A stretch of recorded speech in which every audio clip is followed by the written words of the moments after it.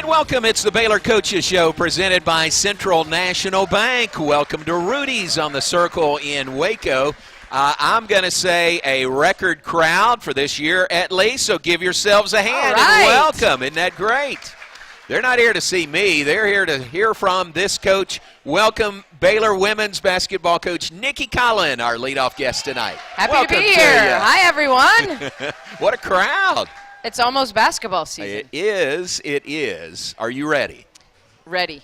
Are you? Could you play a game tomorrow? Oh, yeah, against another team who's not ready. Right. Right? Right. I think all coaches this time of year feel like they're not ready. Yeah. So here's the interesting part. You've got more returning players this year than newcomers, first time since you've been at Baylor. Does that help speed up the process, as you get ready to start the season?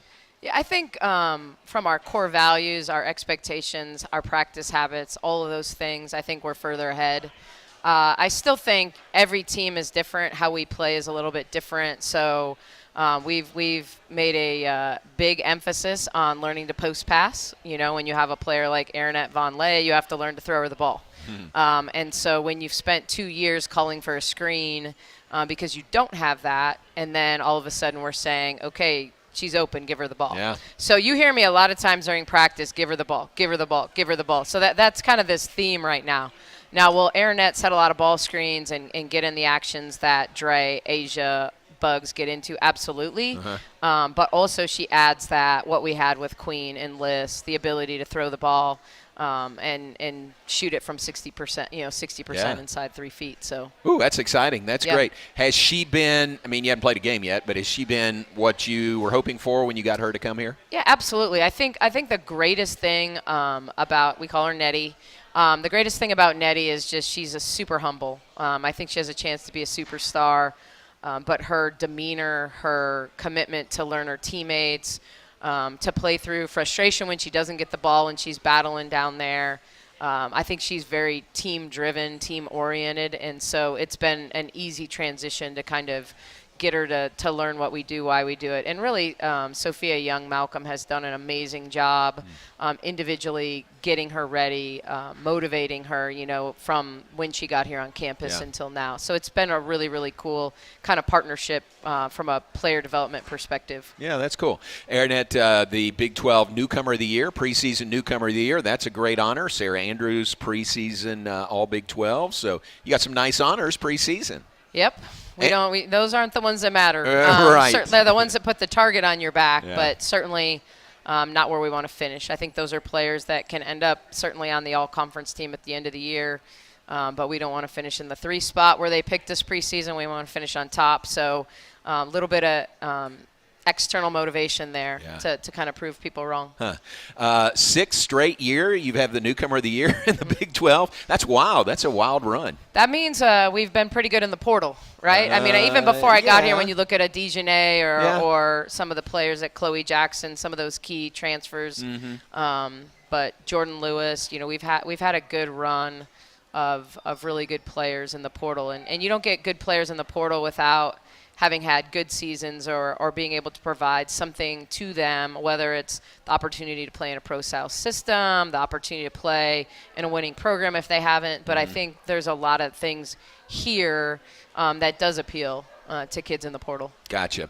You were in Kansas City yesterday. Big 12 Women's Basketball Media Day was yesterday. The men are today. How did that go for you? Yeah, I do think the commish has been really great at kind of each year elevating it. This is his 2nd year where he's kind of been at the helm. Certainly I'm not suggesting he plans all the things that are going on there, but the expectation of taking it to the next level, I think we've seen growth there in the stations, the media, the photography, the videography, all the things that they do to get us ready for our season. But I think one of the biggest things is we pushed really, really hard in our coaches meetings in the spring for the league to find an ambassador or two. For those of you guys that follow men's basketball, a Fran Fraschilla, who's the voice of the Big 12. He talks about it. He talks it up. He knows all the teams. He knows all their recruits. He constantly is a voice for the Big 12. So We asked for that. They went out and they actually listened. Yay. Yeah, nice. So a couple new people, Ann O'Neill, Rachel Galligan, people that I know well, especially Rachel, who was at once an assistant coach at the collegiate level, but has done a lot of podcasts and other things, but stays really connected to the women's game. And I think from that perspective, having people that are consistently telling our story, sharing the same message. You see it with Debbie Antonelli in the ACC. You see it with Andrea Carter in the SEC. You see all these people in women's basketball that are really tied in to conferences. And I think the men already have we're the best conference in the country. Here's why, yada, yada, yada, telling our story. Yeah, that's great. Number one, for you coaches to realize we need somebody like this. We need somebody to be out there, be an advocate, be an ambassador. And then for the league to hear you and make it happen, that's well, it's huge. A few years ago, I remember it was halftime, and we all know Jody Conradt, one of the elite coaches of all time in college women's basketball, but is in administration at Texas, and we're in the conference tournament, and they're interviewing her at halftime, and she's like, well, the league should get at least 5 teams. And I'm thinking, eight's the number. Eight's the number you should be pushing, Yeah, you know? yeah, And so, like, having someone that isn't going to just upsell, but also all the reasons why. That's really important. So it's good to have voices of powerful people, but powerful people saying the things that people need to hear that are in the best interest of the league. Yeah, that's cool. Jody Conradt, a Baylor grad. Did you know that? I did not know that. She's a Baylor grad. Yeah, played basketball here, and then obviously made a name for herself where at TWU first, right, and then Texas. Okay. Yeah. Yeah, I didn't know about TWU either. There was a stop in there before Texas, and I'm not 100% sure. Does anybody know? Let me know. But we'll move it back to Baylor. Continuing with Baylor women's basketball coach Nicki Collen. Got a nice little group over here. Who are these folks that are here with you? Just a few family members. Yeah. My mom and dad are in town. Welcome. Connor's here tonight. Nice. This is a true story. Okay. So last night, my first flag football game. Oh. For Baylor intramurals. No, you wouldn't be surprised if I said yes, would you? No. Reese, the Kappas played. Okay. Big winners, 8-6. She was the difference maker with the safety to win by 2. I don't know that she has a career in football, but it was. That's big. So yeah, she's not here, but the rest of the crew is. Connor is, so that's great. Glad y'all are here. Very good. All right, Coach, we've got questions from the audience. I don't want to run out of time for all these good questions, so let's go ahead and do those now. Let's do them now, Is that and okay? I'll try to be quicker than I normally am. Don't worry about that. Everybody loves my long answers. No, that's why I'm doing it now, so you don't have to feel rushed, and we have enough time to get to all of them, okay? All right. All right, questions from the audience. Thank y'all. If you have any more, just get them up to us, and we'll get them in front of Coach Collen. First from Teresa Ben-Kelly. Teresa asked, do you feel you coach differently based on your attire? Is that what it is? Based on your attire, dress up or dress down clothing? Honestly, you could probably look back at video from my time in the WNBA with the Dream, and you would see I don't coach any differently. I maybe move a little more quickly. If you think back to the timeout I got when Yaya was laying on the floor at Texas, I'm not sure I would have gotten there. All right, I might not have gotten there just because my strides were shorter with a dress on. But, no, I didn't coach really any differently. I've never sat down. I don't even get a chair usually. So, no, I don't really coach any differently. Yeah, you don't use a chair. I'm more comfortable now. This is the first time I'm not in a boot. I had off-season foot surgery, so, I'm going to be in, full. You're 100%. I'm full go. Yeah. I'm full go for the season. You could play flag football if you wanted to. I could play flag football. You had that pinky deal last year, didn't you? Was that 2 years ago? That was 2 years ago. Okay. Semi-injury prone. You're 100%. There's your answer, Teresa. She coaches very well, whatever she's wearing. Here's one from Luann Olson. Luann, where are you? Oh, right there. I'm sorry. Luann asked, what place in Waco outside of the Baylor campus do you like to take recruits to visit? Great question. Well, we tend to take them to the Collen Pickle Ball Center for Excellence. That's my backyard. So we put a pickleball court in the off season. Now we tend to, most recruits, a big thing to them is family environment, family atmosphere. So most of the time we spend at least one evening at the house. doing different things, but now pickleball is always included in that. It just depends on the recruit. Some are really, really intrigued with Magnolia, and we do the Magnolia tour, spend some time over there. Sometimes it's just little things like main event and, things on football games, you name it. So we don't necessarily have a go-to besides the Collins Center for Excellence, Pickleball Excellence. It's great. I love that. Connor, do you play pickleball? Can you beat your mom? Oh, yeah. I beat him the other night, 2 in a row. It was man. My whole staff knows I come in on days I beat him. They're gonna hear about it. They're gonna hear about it. Well, glad we could provide an outlet for you to talk about your pickleball game. Jessica Kelly. Jessica's there. She says, "What is your favorite away meal, like on the road?"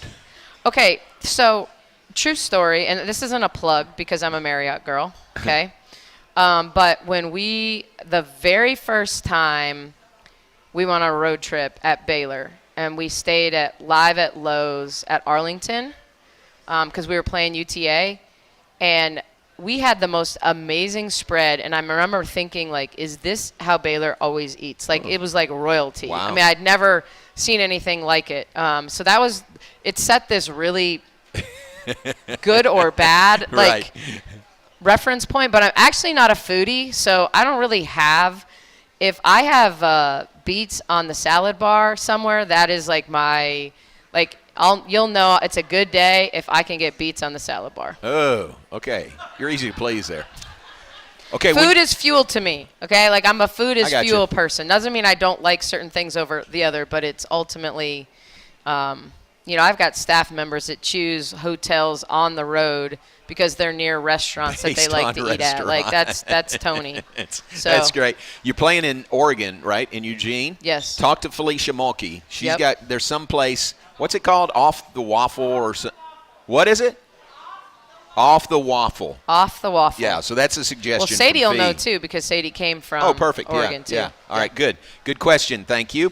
Ben Hagens is right here. Best-selling author Ben Hagens asked, Nicki, what is it about pro basketball that you miss or don't miss? What I miss, my job coaching in the pros was probably 80% coaching and 20% everything else. My job in college is probably 20% coaching and 80% everything else. And so there are days that I miss the coaching piece, but certainly love the mentorship that you get through coaching at 18 to 22-year-olds or 23-year-olds, as Sarah Andrews is now. But I think that there are days that it's like you don't really coach. You're a parent, you're a crisis manager, you're trying to get donations, you name it. Like, there are so many hats that you don't wear. You worry about X's and O's in the pros. You worry about who's going to be a free agent. It's a little more narrow focus. The focus is way more narrow. Gotcha. Very good. Good question, Ben. Thanks. Kelly Crane and Geraldine Morrison. Where are y'all? Okay, right back there. Ask, one of the things noticeable in spring premiere was that each member has leadership qualities. Is this an attribute you'd look for when you are recruiting? I certainly think character matters. I'm not sure. We were having this discussion today about leadership. At this time, like, this generation was not raised to pick teams at the park. They didn't go to gym class and get picked last or first. You have to teach them to lead. There's very few just born. That was just a terminology. Can you teach it? Are you just a born leader? I think there are what we try to do is pull the leadership characteristics out in each of them. What areas can they own? Whether it's I'm an energy person, but I don't use my voice a lot. I don't know what to say. There are different ways to lead. And so from that perspective, I think we get leadership qualities in different ways from all of them. But ultimately, it's character. Do they embody our core values? And so I think from that perspective, we have continued to build our culture in a way with players that do embody kind of our core values. Yeah, love it. Great question. Thank you all very much. All right, final one from Scott Van Kelly. Asked who has improved the most since last year.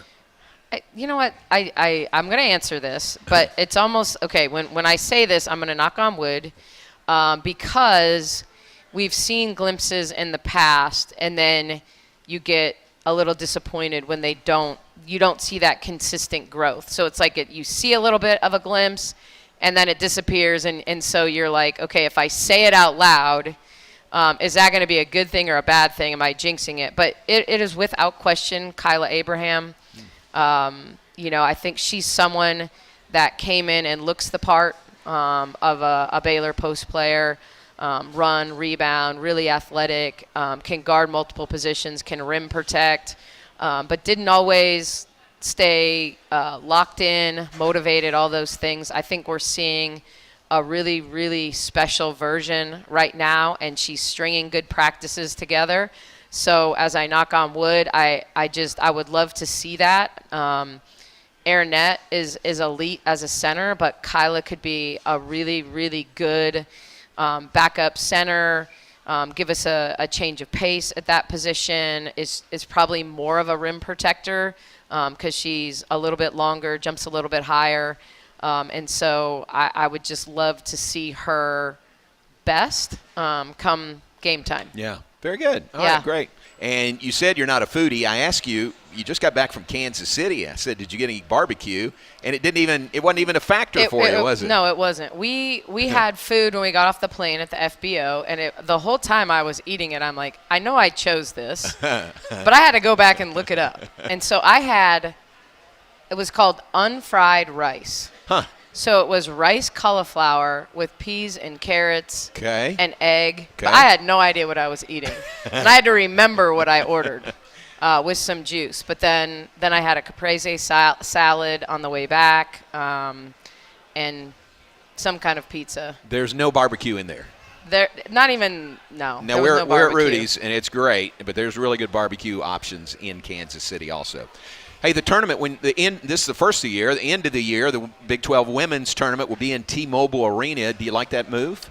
Yeah, I thought it was great last year. I think it was a good first step, and I think Kansas City has obviously really embraced the tournament, and now we got to lengthen the tournament because we've got more teams. Yeah, true. So just kind of a unique dynamic with a if and or type of situation, like. Mm-hmm. You will potentially play on Sunday if BYU isn't playing, but not play on Sunday if BYU is playing. So unique dynamic, but ours butts up against the men's. Ours is first, then they go right after us. So, turn it into a long week. If BYU is in the championship game, they'd push it to Monday? Well, I think it's the championship game would be Monday instead of Tuesday. Oh, Monday. I got you. I think that's right. They're not going to play Michael's saying I'm wrong. Okay. It is on Sunday right now, but if BYU was involved, they would push it to Monday. So there'd be a day off between the semis and finals. Thanks, Michael. I knew it was something like that. Thank you very much. All right, appreciate that. 18-game schedule this year with 16 teams in the league now. Do you like that?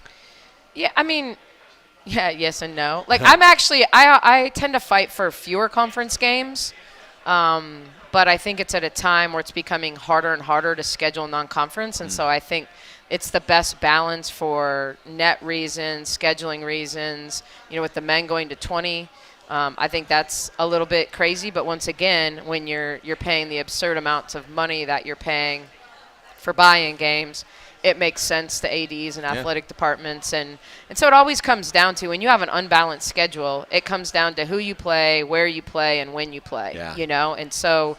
The beauty of being at Baylor is we get a lot of TV games, so we tend to look at that as a positive platform for our girls. It's what we sell in recruiting. At the same time, sometimes you have less turnaround time, fewer prep days, because we get pushed. We don't have that normal Wednesday, Saturday schedule that teams that maybe aren't as visible have. Tell everybody about Foster Pavilion. We played there last year, but it was a construction zone. Now the backside, the Allison Development Center, all that, your coaches' offices, training room, weight room, all that's finished. You got to love that. Yeah, it's pretty awesome. Certainly Foster itself provides a unique home court advantage for us. very loud, very engaging. Like I really feel like it does give us a home court advantage. The student section being right there is great. It's a great sell.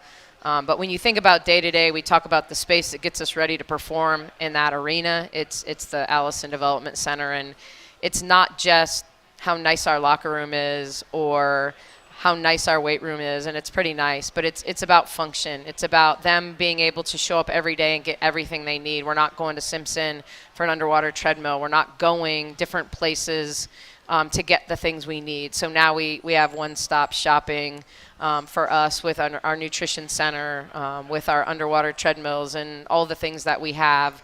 Now we have all the tools that we need to prepare our team. Yeah, you could live in there if you wanted to. You could live in there. What was the best reaction you saw or heard with the unveiling to your team? It was when we took our girls into our team room and our locker room, and just if you haven't been in there, you haven't seen pictures of it, the goal was 5-star hotel lobby. Okay, that was like my mentality of what I wanted it to look like. And so when they walked in there and the ceilings were high and it was – Jana looked at us and said, do we share this with the men?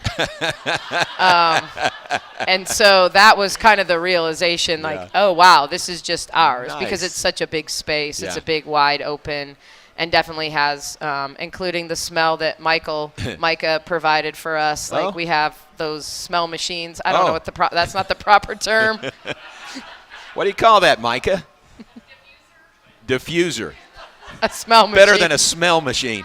I got my degree in engineering. Let's talk about analytics. Let's talk about analytics. Well, the first thing you said was Micah left this smell in the locker room, so glad we moved on from there.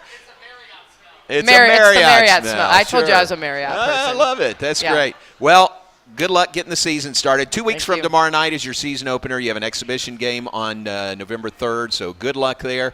And this is going to be a fun year. It's going to be a fun year. Yeah.